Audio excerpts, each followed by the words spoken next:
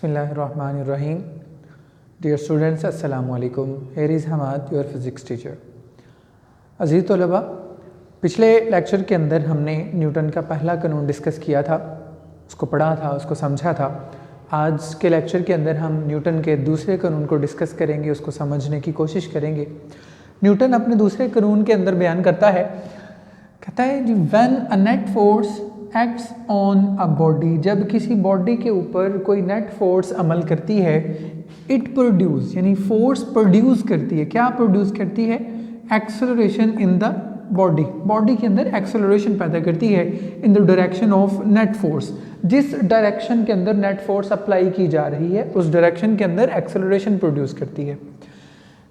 In the direction of net force, the magnitude of this acceleration, बयान कर रहा है जी कि जो मैग्नीट्यूड है, जो मिकदार है किसकी? एक्सेलरेशन की, जो पैदा हो रहा है नेट फोर्स की वजह से, is directly proportional. Directly proportional क्या होता है बेटा? डायरेक्टली प्रोपोर्शनल असल में दो क्वांटिटीज़ के दरमियान में ताल्लुक़ को कहते हैं। जब एक क्वांटिटी की मिकदार बढ़ती है, उसके मुकाबले में दूसरी क्वांटिटी के ऊपर क्या असर पड़ता है?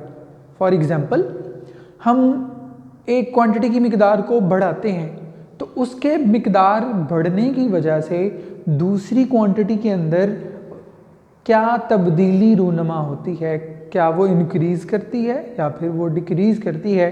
इन दोनों क्वांटिटीज़ के दरमियान में जो ताल्लुक़ पैदा होता है उसको हम कहते हैं डायरेक्टली या इन्वर्सली प्रोपोर्शनल। तो यहाँ पर न्यूटन जो वो कह रहा है कि ये जो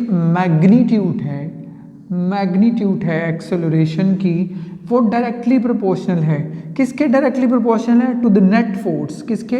नेट फोर्स के। अब नेट फोर्स और मैग्नीट्यूड ऑफ एक्सेलरेशन की बात हो रही है, दो क्वांटिटीज़ आ गई, एक फोर्स, नेट फोर्स, और दूसरी जो है वो एक्सेलरेशन की मिकदार। इसको हम जो है वो समझने की पहले कोशिश करते हैं। हमारे पास एक बॉडी है जिसका मास m है, उसके ऊपर जब हम फोर्स लगाते हैं F, ऑब्वियसली जब किसी बॉडी के ऊपर फोर्स लगेगी तो उसकी जो है वो वेलोसिटी तब्दील होगी। तो जब वेलोसिटी तब्दील होगी तो एक्सेलरेशन पैदा होगा। तो एक बॉडी है, m मास है उसका, उसके ऊपर हम फोर्स जब अप्लाई करते हैं तो जिस डायरेक्शन में फोर्स अप्लाई की जाती है उसी डायरेक्शन के अंदर एक्सेलरेशन जो है वो पैदा होता है। अब हम बात कर रहे हैं किसकी? मैग्नीट्यूड ऑफ एक्सेलरेशन की और नेट फोर्स की। अब नेट फोर्स और एक्सेलरेशन के दरमियान ताल्लुक़ को जो है वो हम डिस्कस करेंगे। हम फोर्स अप्लाई करते हैं बॉडी के ऊपर 5 न्यूटन और एक्सेलरेशन पैदा होता है a। अब हम क्या किया हमने कि जब हमने 5 न्यूटन की फोर्स अप्लाई की तो उसकी वजह से कुछ ना कुछ एक्सेलरेशन जो है वो पैदा होगा। अब हम 5 न्यूटन को इंक्रीज़ करके 10 न्यूटन कर देते हैं, यानी बॉडी के ऊपर लगने वाली फोर्स जो है वो इंक्रीज़ कर देते हैं। जब 10 न्यूटन फोर्स अप्लाई होगी सेम मास ऑफ बॉडी, उसी मास के ऊपर, तो एक्सेलरेशन की मिकदार पहले की निस्बत ज़्यादा होगी क्योंकि फोर्स इंक्रीज़ कर गई। इसके उलट देखें, 10 न्यूटन फोर्स अगर लग रही है तो जो एक्सेलरेशन पैदा हो रहा है उसके मुकाबले में अगर 5 न्यूटन फोर्स, यानी फोर्स हम कम कर दें, तब जो पैदा होने वाला एक्सेलरेशन है उसकी मिकदार भी कम हो जाएगी। अगर हम देखें तो जब हम फोर्स की मिकदार को इंक्रीज़ करते हैं तो एक्सेलरेशन भी इंक्रीज़ करता है, अगर फोर्स की मिकदार को कम कर देते हैं तो एक्सेलरेशन भी डिक्रीज़ कर देता है। इसका मतलब ये हुआ कि मोर फोर्स मोर एक्सेलरेशन, कि जब ज़्यादा फोर्स लगाएंगे तो उसके नतीजे में ज़्यादा एक्सेलरेशन जो है वो प्रोड्यूस होगा। हम कह सकते हैं if we have more force then we produce more acceleration, कि हम ज़्यादा फोर्स लगा के ज़्यादा एक्सेलरेशन प्रोड्यूस कर सकते हैं, और अगर हम फोर्स की मिकदार को कम कर दें तब एक्सेलरेशन की मिकदार ऑटोमेटिकली कम हो जाएगी। मैथमेटिकली हम इसको इस तरह से लिखते हैं, A, यानी A डिनोट एक्सेलरेशन को। एक्सेलरेशन जो है वो डायरेक्टली प्रोपोर्शनल है, ये साइन है, प्रोपोर्शनलिटी साइन बोलते हैं इसको। A डायरेक्टली प्रोपोर्शनल है किसके? फोर्स के। अब दूसरी चीज़ आगे देखते हैं, पढ़ते हैं जी। Directly proportional to the net force acting on the body and inversely proportional. अब inversely proportional to its mass. अब दूसरी कंडीशन लगा रहा है यहाँ पर, पहली कंडीशन उसने लगाई कि डायरेक्टली प्रोपोर्शनल होती है नेट फोर्स के क्या, मैग्नीट्यूड ऑफ एक्सेलरेशन, ठीक है। अब दूसरी लगा रहा है कि वो मैग्नीट्यूड ऑफ एक्सेलरेशन जो है वो इन्वर्सली प्रोपोर्शनल है किसके, इट्स मैस, यानी बॉडी के मैस के, ठीक है जी। अब इसको समझने की कोशिश करते हैं। हमारे पास मैस है, फोर्स लगाएंगे, एक्सेलरेशन पैदा होगा।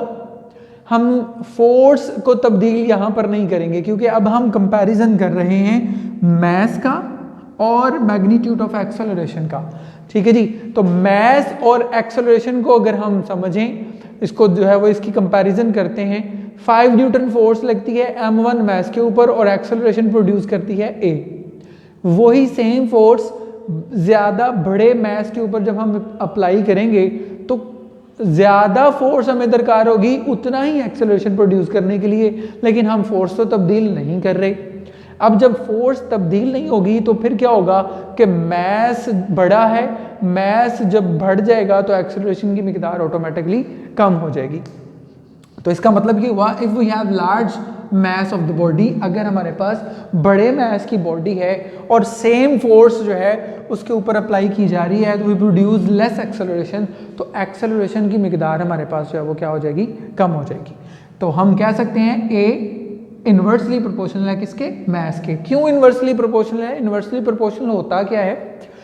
इन्वर्सली प्रोपोर्शनल बेटा ये होता है कि जब हम एक क्वांटिटी को इंक्रीज करें तो उसकी वजह से दूसरी क्वांटिटी जो है उसके अंदर कमी आ जाए। जैसे हमने मैस को इंक्रीज कर दिया, जब मैस इंक्रीज किया तो एक्सेलरेशन की मिकदार जो है वो कम होगी। तो इस वजह से हमने इन दोनों के रिलेशन को क्या लिखा कि ए इन्वर्सली प्रोपोर्शनल है किसके, मैस के। दो इक्वेशंस बन गई। फर्स्ट इक्वेशन एक्सेलरेशन का ताल्लुक था फोर्स, नेट फोर्स के साथ, और दूसरी इक्वेशन में एक्सेलरेशन का ताल्लुक जो है वो हमने बयान किया, बताया, समझने की कोशिश की मैस के साथ। अब दोनों क्वांटिटीज, इधर भी एक्सेलरेशन है इधर भी एक्सेलरेशन है, दोनों क्वांटिटीज को इकट्ठा किया। Acceleration directly proportional force and inversely proportional of 1/m। Acceleration directly proportional force divided by m, f 1 के साथ मल्टीप्लाई होके यहाँ पर आ जाएगा। अब प्रोपोर्शनैलिटी साइन को तब्दील करेंगे इक्वालिटी के अंदर, इक्वल के अंदर। जब हम यहाँ पर इक्वालिटी जो है वो मेंशन करते हैं तो यहाँ पर एक कांस्टेंट जो है वो अप्लाई करते हैं। यहाँ पर जो कांस्टेंट आएगा वो है k।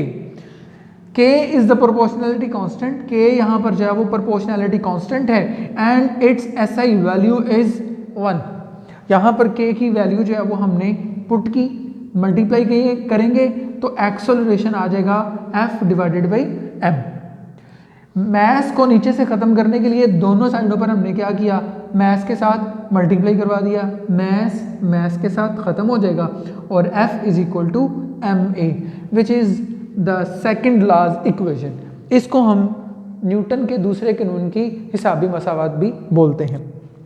फोर्स हमने यहाँ पर बयान की, यहाँ पर हमने समझी फोर्स बराबर किसके है, मैस के और उसके अंदर पैदा होने वाले एक्सेलरेशन के। यानी मैस को और एक्सेलरेशन को आपस में मल्टीप्लाई करें तो हमारे पास क्या आ जाता है, फोर्स। फोर्स के यूनिट की बात करें तो फोर्स का यूनिट बेटा है न्यूटन। न्यूटन क्या है, एक न्यूटन फोर्स कितनी फोर्स होती है उसको समझने के लिए हम डायग्राम के ऊपर ज़रा गौर करते हैं। हमारे पास एक बॉडी है जिसका मैस हमने 1 किलोग्राम रखा है और उसके अंदर पैदा होने वाला एक्सेलरेशन जो है वो, जो फोर्स अप्लाई की जाती है वो उसके अंदर एक्सेलरेशन पैदा करती है 1 मीटर पर सेकंड स्क्वायर का। तो जितनी फोर्स हम वो लगाएंगे कि 1 किलोग्राम जिस्म के अंदर 1 मीटर पर सेकंड का एक्सेलरेशन पैदा हो, वो फोर्स जो है वो कितनी होती है, 1 न्यूटन। अब एक क्वेश्चन आता है यहाँ पे, अगर हमारे पास 1 किलोग्राम की जगह पर 2 किलोग्राम हो और पैदा होने वाला एक्सेलरेशन उतना ही हो जितना कि 1 किलोग्राम के अंदर है, तो क्या जो हम फोर्स लगा रहे हैं वो 1 न्यूटन के बराबर होगी? तो नहीं होगी बेटा। कंडीशन है यहाँ पर, अगर हम डेफिनेशन को देखें, लिखा हुआ है 1 Newton is the force that produce an acceleration of 1 meter per second। किसके अंदर 1 मीटर पर सेकंड का एक्सेलरेशन पैदा करी, वो वाली जो फोर्स है in the body of mass 1 kg। ये शर्त है बेटा कि 1 किलोग्राम जिस्म के अंदर 1 मीटर पर सेकंड का ही एक्सेलरेशन पैदा हो। शर्त है कि बॉडी का जो मैस है वो कितना हो, 1 किलोग्राम। तब जो फोर्स उसके अंदर 1 मीटर पर सेकंड का एक्सेलरेशन पैदा करेगी, उस फोर्स को हम कहेंगे 1 न्यूटन। पेपर के अंदर क्वेश्चन कुछ इस तरह से वो न्यूटन की फोर्स का जो है वो पूछता है, इसके यूनिट का, कि वो बोलता है कि आपने डिफाइन करना है यूनिट ऑफ फोर्स को। बच्चे वहाँ पर फोर्स की डेफिनेशन लिखाते हैं। आपने ये गलती नहीं करनी, क्वेश्चन को समझना है। क्वेश्चन पूछा जाएगा आपसे डिफाइन यूनिट ऑफ फोर्स, तो यूनिट ऑफ फोर्स जो है वो क्या होता है, न्यूटन होता है। तो न्यूटन की डेफिनेशन आप वहाँ पर यही लिखेंगे। ये हमारा सेकंड लॉ था, उसकी जो है वो हिसाबी मसावत थी, और यूनिट फोर्स था जो कि हमने डेफिनेशन भी पढ़ी और उसको समझा भी। इसके नोट्स जो है वो आप तैयार कर लें, और नेक्स्ट लेक्चर के साथ हम दोबारा हाजिर होंगे। तब तक के लिए अपना ख्याल रखिएगा। अल्लाह हाफिज़।